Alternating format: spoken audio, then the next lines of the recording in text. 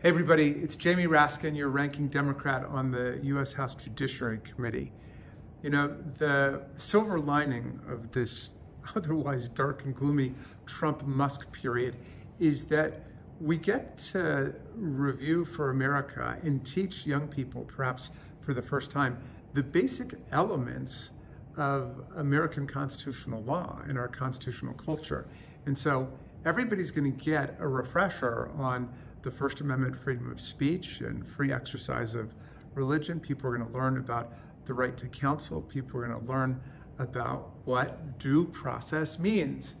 And I always like to think of due process as the two most beautiful words in the language, because it means that significant things to you, like your life, your liberty, your property, cannot be taken away from you without due process of law. And so what are the core elements of what we call procedural due process? Well, you have a right to know of the charges against you, the right of notice.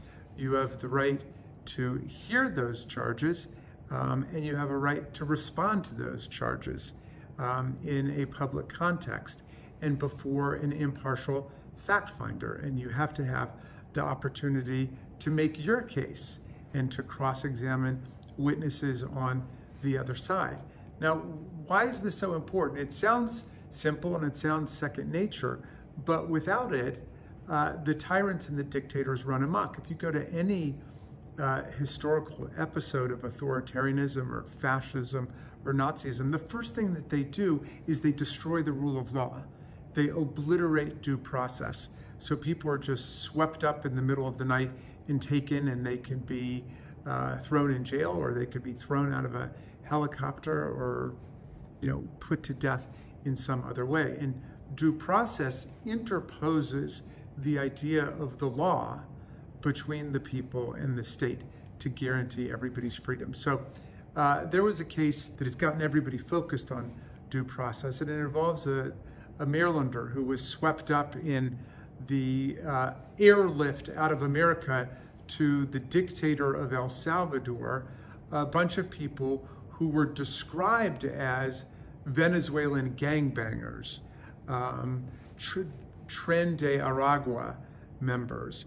Well, several of the people who were swept up in this dragnet were not. And one of them is a Marylander who has legal status in the country because he has an order not to be removed. So he's been in the country for a long time. He married a U.S. citizen. He's got U.S. citizen children, although he's not a citizen himself now. He has this order preventing his removal from the country. And yet he was removed, and he was sent on an airplane to El Salvador because the dictator of El Salvador is one of Donald Trump's favorites. You know, he loves the autocrats and the strongmen and the tyrants and the thugs. And so he was sent there unlawfully and being described as a Venezuelan gangbanger, which he was not. And so he was misidentified. Now, why do I say that so authoritatively? Because the Trump administration itself admitted it and said it was, quote, an administrative error for him to be taken that way. So it sounds like it might have a fairy tale ending, except for this. The Trump administration said there's nothing they can do about it. He's stuck in that torturer's prison in El Salvador now with people who are perhaps real Venezuelan gangbangers or not. In any event, he's not. He has no criminal record, and there are no criminal charges against him. He's just been taken to El Salvador and dropped off there, which also raises international legal problems. But leaving all that aside, it's a blatant violation of due process in America. And if these people are to be removed, they've got to be removed under the authority of the Immigration and Naturalization Act, which has due process removal proceedings and due process rules spelled out in there. None of those people got it. They've all been swept up.